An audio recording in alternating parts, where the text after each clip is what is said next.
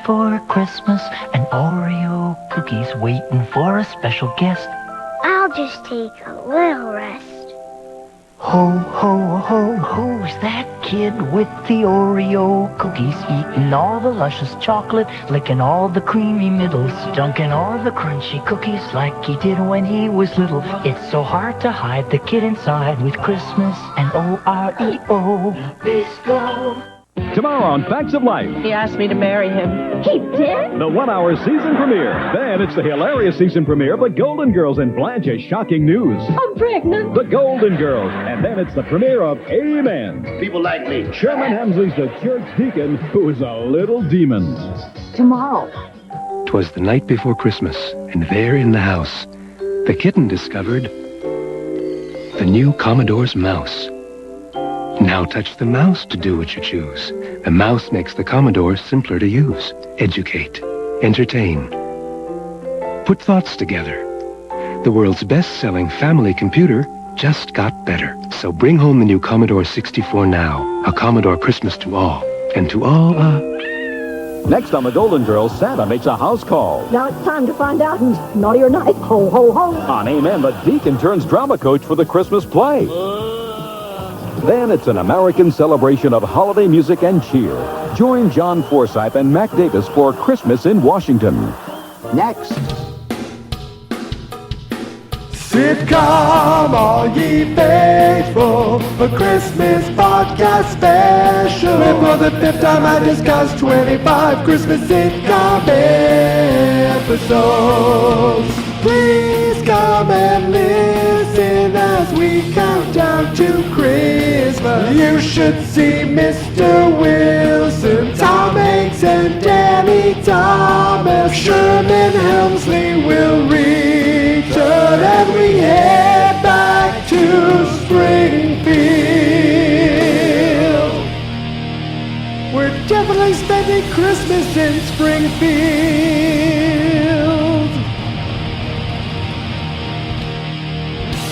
Christmas!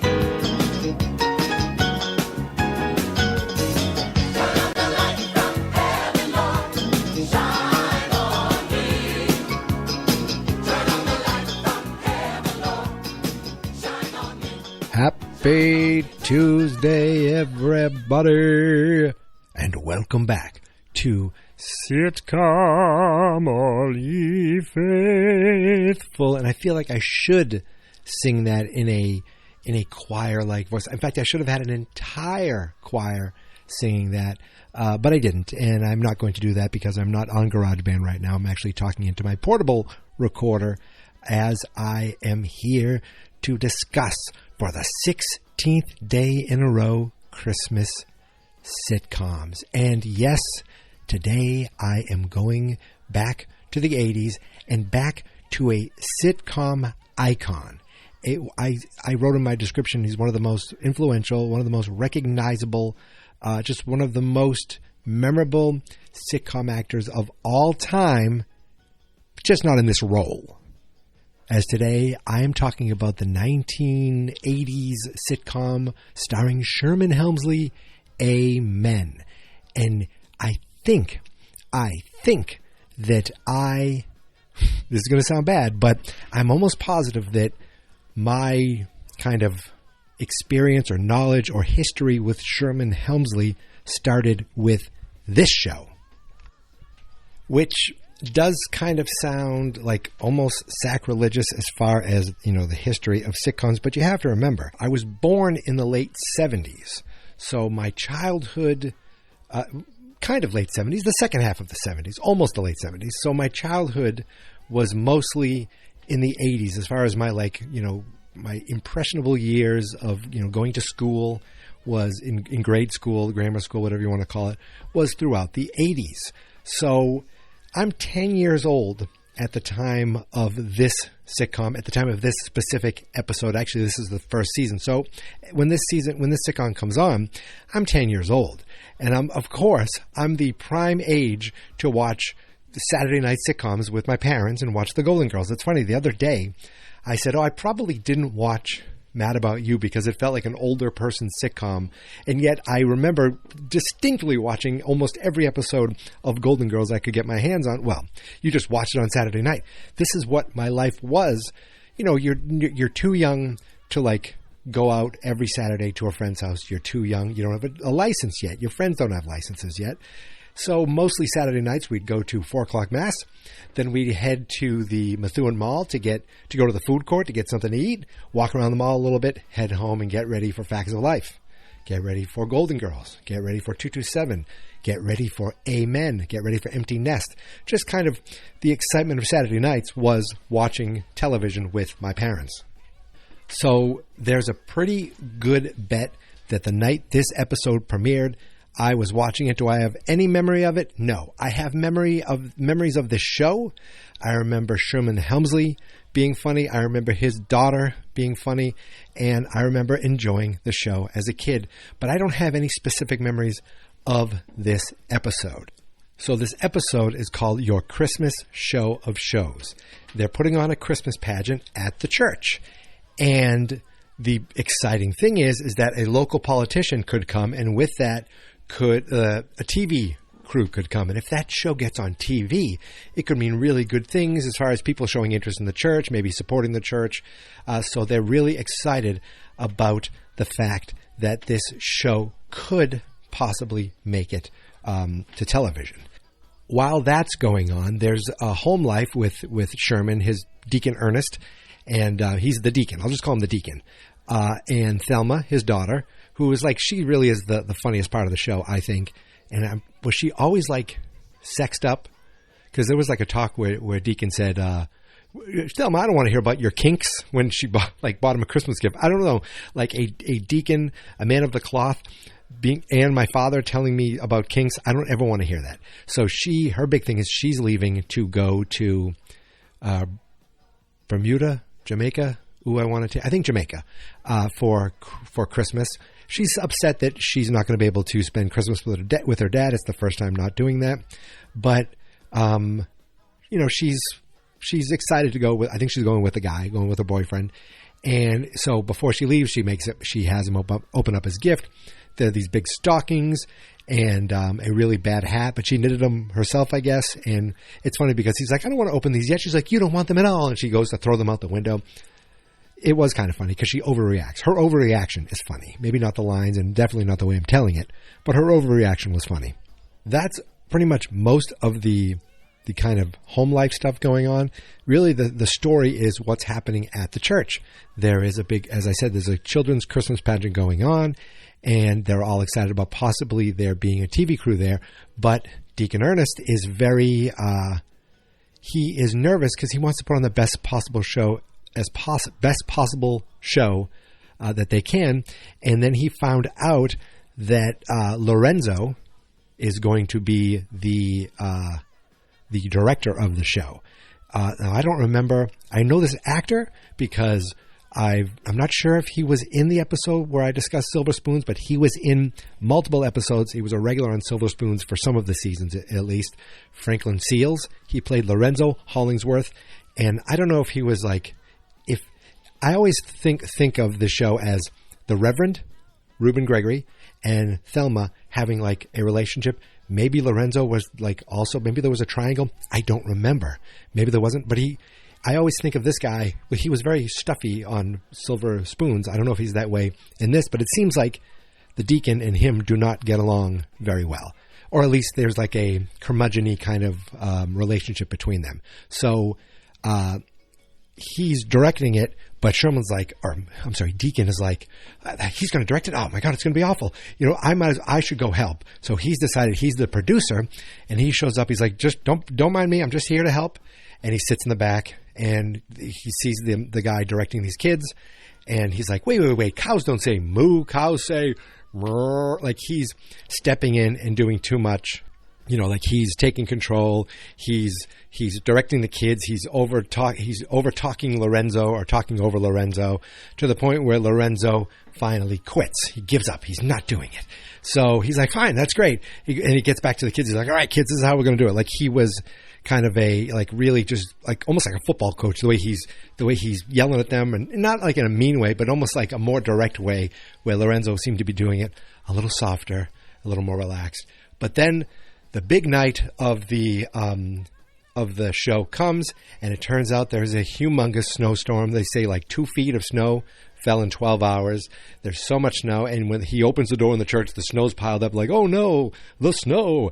And there was another thing where Thelma found out that the guy she was going to go to Jamaica with is going with someone else. So she's upset, and they don't want a third wheel or something like that. There's something where either her friend is now going with her boyfriend and they don't want a third wheel. So maybe I got it completely wrong. I definitely watched it today. It's on Daily Motion. I will put a link to it in the show notes if you want to watch this episode. And because it's not streaming anywhere. Like Tubi shows as one of the streamers, but it's not available on Tubi right now. So the deacon finally convinces her. He's like, "Don't you want to go? Like, you should just go and enjoy it." And he's like, "You know what?" She says, "You know what? I will."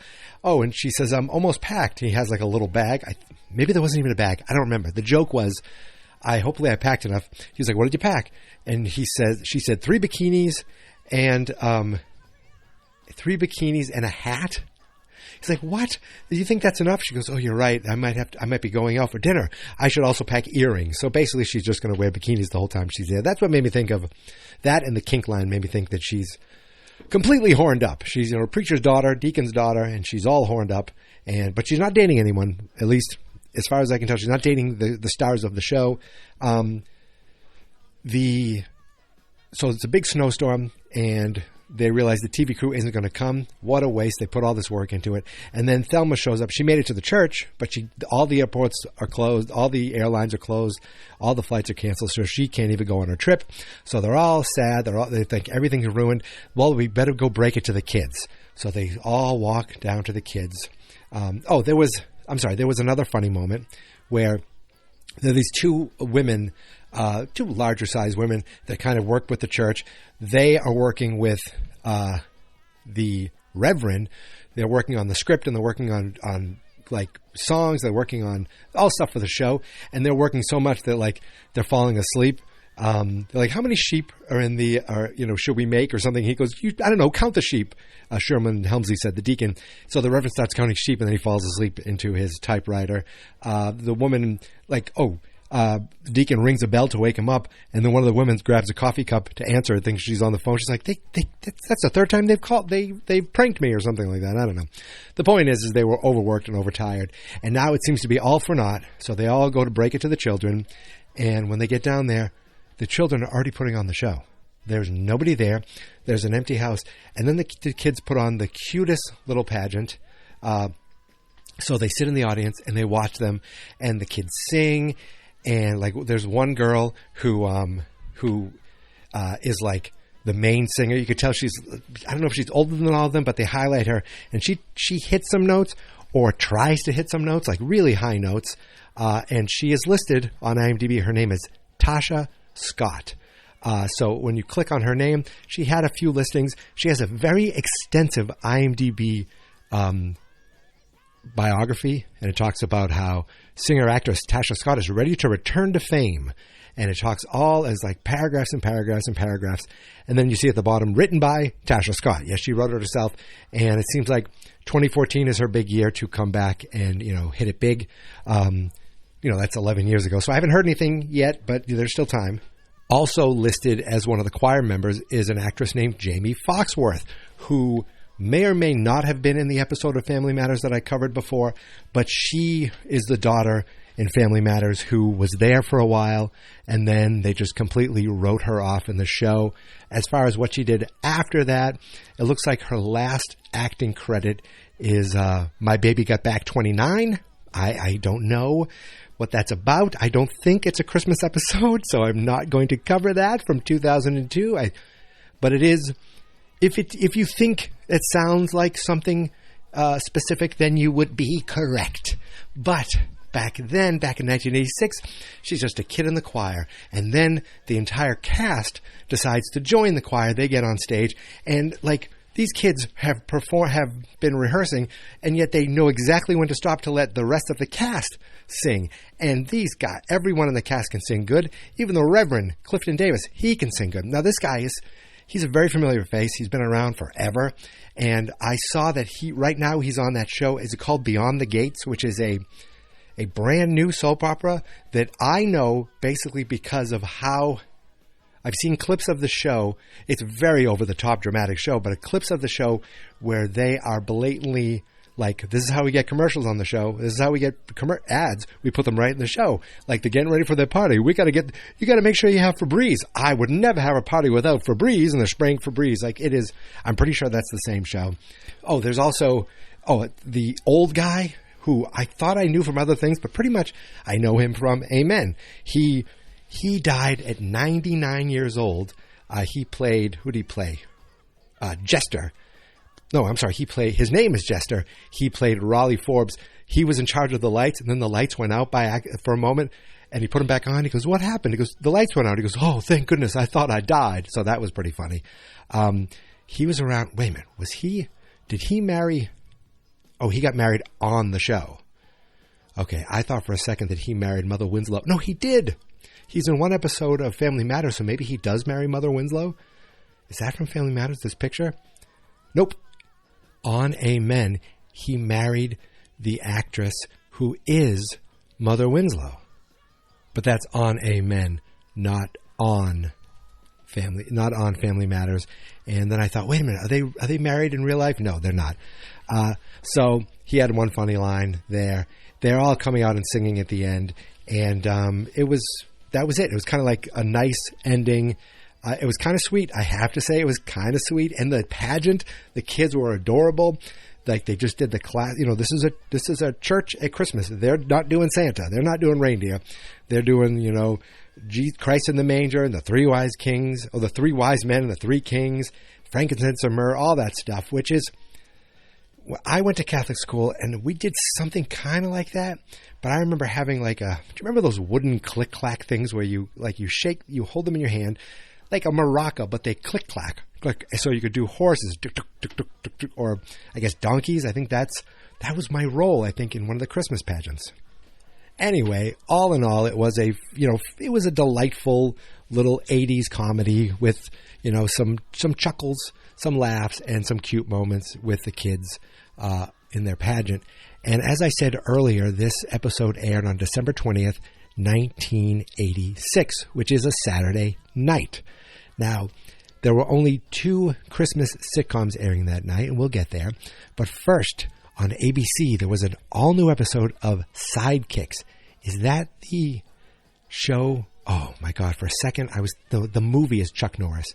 The show is with Ernie Reyes. And I don't know who. And it's basically Ernie Reyes. That was his big show. And I remember really liking that show, but I don't remember if I actually watched it.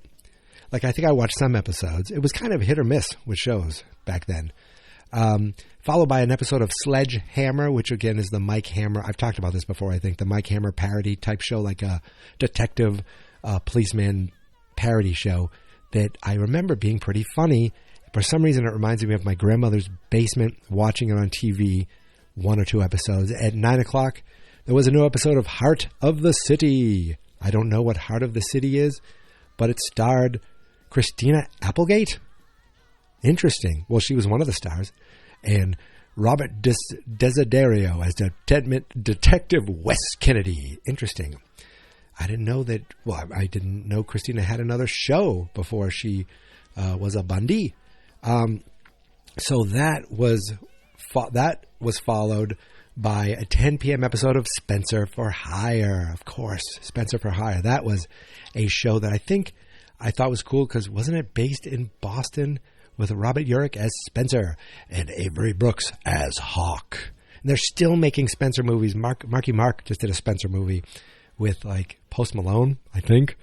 So over on CBS, there was a new episode of Downtown. I don't know this show. I've never heard of this show. It looks like a police drama with Blair Underwood, Robert Englund. Holy crap. This is a cop show with Freddy Krueger. And this is 1986. He's already Fred Krueger, Mom. Fred Krueger. Oh, my goodness gracious. Never heard of it. That was followed at 9 p.m. by the CBS Saturday movie Good Sport. This was a 1984 movie starring Lee Remick and Tracy Pollan. Why do I know that name, Tracy Pollan? Because she was in lots of stuff, but I can't think of what I know her from exactly. I'm going to look her up right now because, hey, it's my show. What are you going to do? Oh, my God. It's Michael J. Fox's wife. Of course I know that name. Jesus Christmas. So that's what was on at 9 p.m. Over on NBC. That's the important stuff. Well, hosting Saturday Night Live that night was William Shakespeare with Lone Justice and Buster Poindexter as the musical guest. But most importantly, what was on earlier on NBC that evening at 8 to 9, there was a special called Christmas Snow. I don't think it's Chrissy Snow from Three's Company, but it's Christmas Snow from 8 to 8:30, and rating 15.2. Does that mean 15 million people watched it? Followed by a brand new episode of The Golden Girls. 23.5 million people. Is that what they're saying? Watched that episode. Holy moly! What a massive hit! I don't think all the networks on all their shows on one night can even hit that right now. This was an episode of The Golden Girls that was discussed right here at Sitcom All Ye Faithful. 'Twas the Nightmare Before Christmas. That was followed at 9:30 by this very episode that we're talking about, Amen, your Christmas show of shows, which, by the way, it looks like it has 19.5 million people. Again, incredible the amount of people who watch television then, or at least watched network television then. That people might still be watching and sitting down to watch TV. They're just doing it in different places. And that was followed at 10 p.m. by the 5th annual Christmas in Washington. They do that anymore? I think they do, but not interested. Anyway, that's what was on December 20th, 1986. So I'm not sure. I'm 10 years old. I might have been able to stay up for the Golden Girls because it was Saturday night. And maybe Amen is one of those shows where I didn't have to go to bed, but I would have fallen asleep probably in front of the television. I think that's it. I think I've covered it. I guess I looked up Sherman Hemsley. I've covered 3 shows that have had Sherman Hemsley on it. Of course, we have All in the Family, though he wasn't on that episode. Then, of course, we have the Jeffersons, and now Amen. Looks like he had another sitcom called Good Behavior that lasted for 1 season on the UPN, or just UPN. And there's no Christmas episodes, so I'm almost positive, even though he showed up at other places, so you never know, but I'm fairly positive that there will not be a show starring Sherman Hemsley ever again on Sitcom All Ye Faithful. But he's in the theme song, and even though I blew it with Tom Hanks and there is no Bosom Buddies Christmas episode, that's why I say should. You should see, because what if I made a mistake, which I did. But that will always haunt me for the rest of my days. However, Sherman Hemsley returned just like I promised. And that's it. I think we nailed it. I think I did it. I think I need to get back to work now because this is my lunch break. I watched it this morning again on Daily Motion. I will share a link to that episode. But I will be back tomorrow, and I hope you will be too. Until then, my friends, you can find me on all the socials at Geek Mentality, except TikTok, which is Geek Mentality Mike. The Facebook page is Fans.Experts. The YouTube channel is Fans.Experts. That's because the website is fansnotexperts.com. I don't know why I started talking like I'm Winston Churchill all of a sudden, but sometimes it just happens. Okay. I am going to go, like I said, I got to go back to work. So I'll see you tomorrow, my friends. But until then, thank you for listening. Thank you for subscribing. And here is my theme song. This is my podcast, I made it. Geek Mentality's what I named it. And I think you should listen and subscribe, 'cause I'm kinda funny and awesome. I think that I'm worth your time, and I'm kinda handsome. My mom says, please listen and please subscribe. At least listen to this episode. Fans Not Experts.